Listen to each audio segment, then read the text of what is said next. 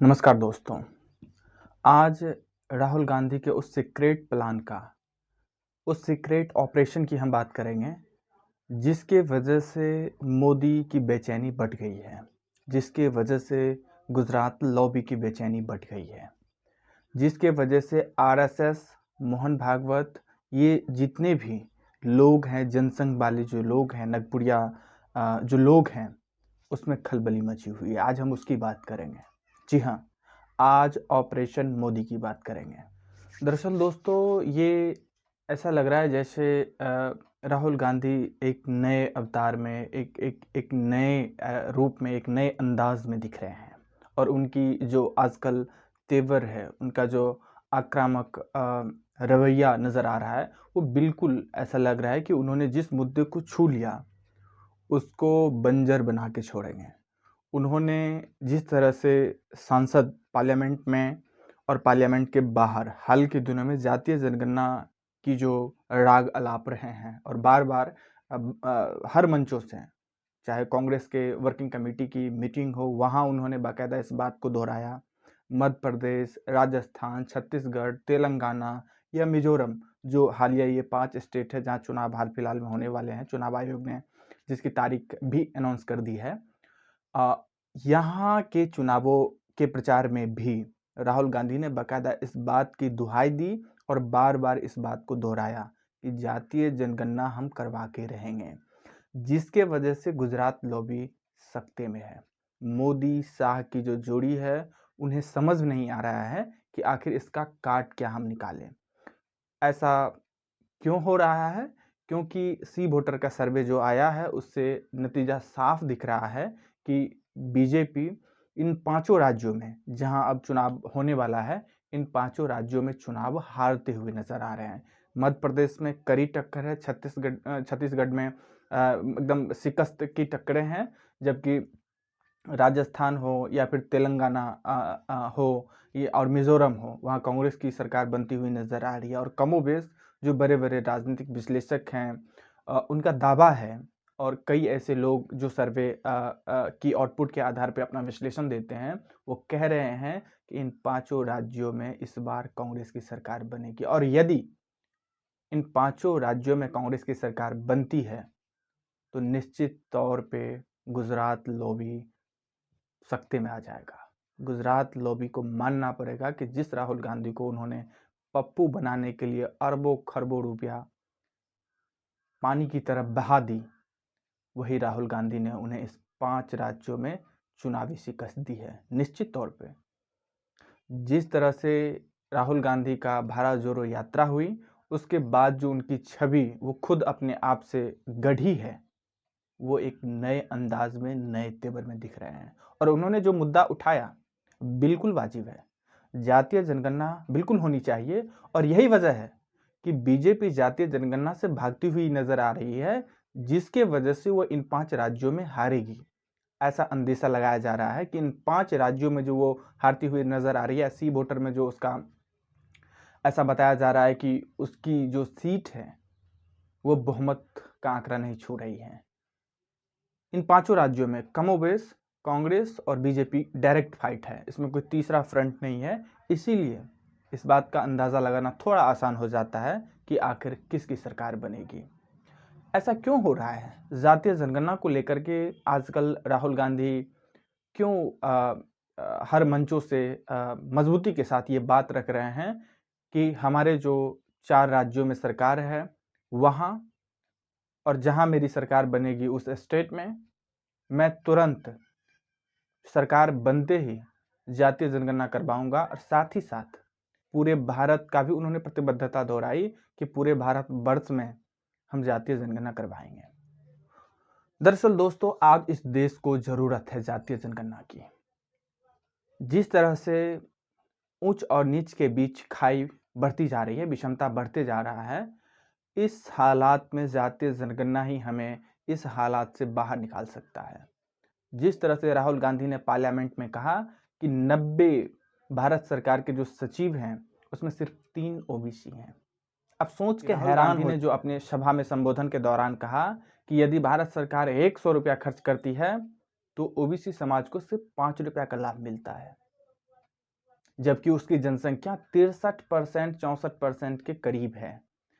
जिसकी जनसंख्या 63% है, सिर्फ उसको 5 रुपया मिल रहा है। यदि भारत सरकार उसके लिए 100 रुपया खर्च करती है तो सोचिए सोचिए ये पैसा जा कहाँ रहा है। साथ ही साथ उन्होंने ये भी कहा कि यदि भारत सरकार 100 रुपया खर्च करती है आदिवासी के लिए, एसटी कम्युनिटी के लिए, तो उसके पास सिर्फ 10 पैसा जाता है, 10 पैसा। अब आप ही बताएं, इन हालातों में जातीय जनगणना प्रासंगिक है या नहीं? आप प्लीज़ कमेंट करके ज़रूर हमें बताएं। जब से नीतीश कुमार और लालू यादव की पार्टी ने जातीय जनगणना करवा के इसकी डाटा पब्लिश की है 2 अक्टूबर से, तब से जैसे बीजेपी, आरएसएस, मोदी, शाह, ये सब बौखलाए हुए हैं।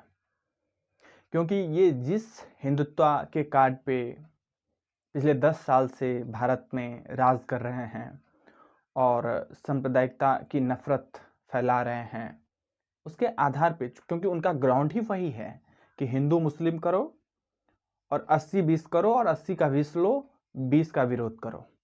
पर वो 80 का जो वोट ले रहे हैं, सिर्फ उसमें 2, 2.5, 3% लोगों का कल्याण हो रहा है। वो 3% लोगों की सरकार है। वोट तो वो 80% लोगों का ले रहे हैं, लेकिन फायदा सिर्फ 3% लोगों को हो रहा है। इसीलिए वो विरोध कर रहे हैं। और कही भी जाती है कि भाजपा जो पार्टी है वो सिर्फ सवर्णों की पार्टी है। भाजपा जो हिंदुत्व का कार्ड खेलती है वो ब्राह्मणवादी या वर्ण व्यवस्था को बनाए रखना चाहती है। इसीलिए बीजेपी सवर्णों की पार्टी है। बीजेपी हिंदू की पार्टी नहीं है। बीजेपी सनातनी पार्टी नहीं है। बीजेपी ओबीसी, एससी, एसटी की पार्टी नहीं है। बीजेपी सिर्फ और सिर्फ सवर्णों की पार्टी है। और यदि ऐसा नहीं होती तो मीडिया में ओबीसी को जितना पॉपुलेशन है उतना उसको रिप्रेजेंटेशन मिलता। यदि ऐसा नहीं होता तो ओबीसी, एससी, एसटी कम्युनिटी के लोगों को ब्यूरोक्रेसी में, जुडिशियरी में, पॉलिटिक्स में या फिर जितने भी प्राइवेट कंपनियां हैं वहां उसको अपने पॉपुलेशन के रेशियो में रिप्रेजेंटेशन मिलता। और यदि नहीं मिल रहा है तो आप पिछले 10 साल से कर क्या रहे हैं? बावजूद इसके यदि आप कहते हैं कि ये जातीय जनगणना देश को बांट देगा, हिंदू समाज को बांटने का काम करेगा, पिछले 10 साल से आप क्या कर रहे हैं? पिछले 10 साल से आपने इस जो नफरती बू वाली सारी विचारधारा को फैलाया है, हिंदू मुस्लिम, हिंदू मुस्लिम, हिंदू मुस्लिम। क्या वो देश बांटने का काम नहीं था? क्या उससे हमारा देश नहीं बढ़ता? इससे कोई फर्क नहीं पड़ता है हिंदू सनातन बटे या नहीं बटे।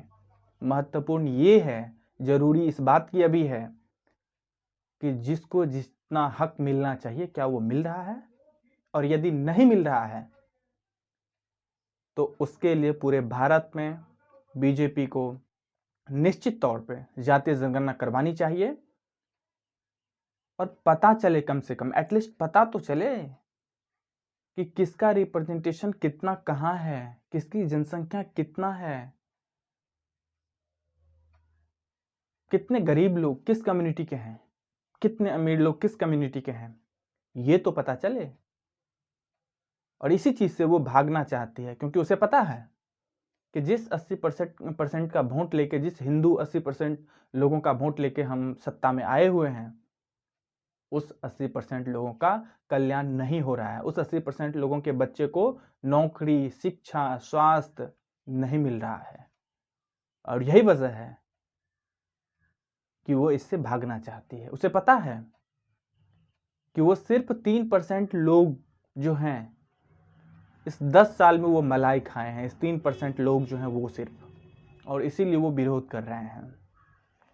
बावजूद इसके यदि वो इन 5 राज्यों में चुनाव हार जाती है तो 2024 के जो लोकसभा चुनाव है उसमें जीतने के लिए वो कुछ भी कर सकती है। क्योंकि ये भाजपा का जो विचारधारा है वो जीतने के लिए कुछ भी करने वाला विचारधारा है। यदि वो जीत जाए, कोई उसे एश्योरेंस दे दे कि आप ये कर लीजिए आप जीत जाएंगे, वो कुछ भी कर सकती है। भाजपा की विचारधारा जीतने वाली सिर्फ विचारधारा और कुछ नहीं। सनातनी विचारधारा भी नहीं है, हिंदूवादी विचारधारा भी नहीं है, ब्राह्मणवादी विचारधारा है, जो सिर्फ विश्वास करती है सत्ता में बने रहो और सत्ता में बने रहने के लिए कुछ भी करना पड़े करो। इसीलिए मैं आप लोगों से यही गुजारिश करूंगा कि इस जो भाजपा की जो विचारधारा है उस पर भरोसा बिल्कुल भी ना करें, क्योंकि आप देखिएगा, यदि ये अभी जो चुनाव होने वाला है नवंबर में, मध्य प्रदेश, छत्तीसगढ़, राजस्थान, तमिलनाडु और मिजोरम में, यहाँ वो यदि चुनाव हार जाती है तो 2024 में वो 2024 के चुनाव में एक्सेप्ट कर लेगी कि हम जातीय जनगणना करवाएंगे चुनाव जीतने के लिए, लेकिन वो करवाएगी नहीं। 2021 में जो सेंसस होना था वो आज तक नहीं हुआ। क्यों डिले हो रहा है किसी को कुछ नहीं पता। उसको टाइम से सेंसस करवाना चाहिए था, ताकि जो पॉलिसी बनती है या उस पॉलिसी को इम्प्लीमेंट किया जाता है उसमें इस डाटा का इस्तेमाल किया जाता है। आज तक वो नहीं हुआ। क्यों डिले हो रहा है, कोई स्पष्टीकरण नहीं दिया जा रहा है। तो क्या आप अपेक्षा कर सकते हैं कि वो जातीय जनगणना करवाएगा? जो ये कह रहा है, जिसको इस चीज का भय है कि जो 80% वोट अभी हमें एक मुश्त मिल रहा है, बल्क में मिल रहा है, यदि हम जातीय जनगणना करवा देंगे तो ये पूरे समाज बट जाएगा, सारे समाज का काउंटिंग हो जाएगा और सब कहेगा कि मेरी इतनी पॉपुलेशन है तो मुझे इतना हिस्सेदारी दो, मुझे इतना हिस्सेदारी दो। वो कर ही नहीं सकता है, पर जीतने के लिए 2024 का चुनाव वो वादा जरूर कर सकती है। उन्होंने वादा ये भी किया था कि 15 लाख रुपया हर लोगों के अकाउंट में हम देंगे। उन्होंने वादा ये भी किया था कि हम 2 करोड़ रोजगार हर वर्ष देंगे। उन्होंने दिया भी, वो 2 करोड़ रोजगार दिया भी, पर सवर्णों को दिया, पिछड़ा को, आदिवासी को, दलित को उन्होंने कुछ नहीं दिया। 2 करोड़ रोजगार उन्होंने दिया, जो वादा किया वो दिया, पर सवर्णों के बच्चों को दिया, सबको नहीं मिला। इसलिए बीजेपी की जितनी भी विचारधारा है वो सिर्फ जीतने की विचारधारा है, वो आम लोगों के कल्याण की विचारधारा नहीं है। वो सिर्फ बिजनेसमैन, कॉरपोरेट हाउस, उनके साथ की गठजोड़ की विचारधारा है। इसीलिए आप लोगों से विनती है, गुजारिश है कि आप अपने विवेक का इस्तेमाल करें। आपकी जितनी हिस्सेदारी है उतना आपका रिप्रेजेंटेशन मिलना चाहिए, उतना आपको हक मिलना चाहिए, और जातीय जनगणना का सपोर्ट कीजिए। जितना हो सके इस बात को उठाइए अपने सोशल मीडिया अकाउंट पे कि जातीय जनगणना होनी चाहिए। इसमें कोई दो राय नहीं है। इससे हिंदू समाज बटेगा नहीं और मजबूत होगा, भारत मजबूत होगा। क्योंकि यदि देश का एक तबका, एक हिस्सा हमेशा के लिए शोषित है, वंचित है, उसे सुविधाएं, संसाधन नहीं मिल रही है जितना उसको मिलना चाहिए, और एक लोगों को मतलब एक तरह से चांदी के चम्मच में, चांदी के कटोरे में वो जन्म लेता है, ये बिल्कुल फ्री एंड फेयर नहीं है। इस देश में यदि कंपटीशन होगा तो लेवल प्लेइंग फील्ड होना चाहिए। इसीलिए जातीय जनगणना का सपोर्ट कीजिए, और हाँ, अच्छा लगा हो तो प्लीज़ लाइक करें, शेयर करें और सब्सक्राइब करें। Thank you.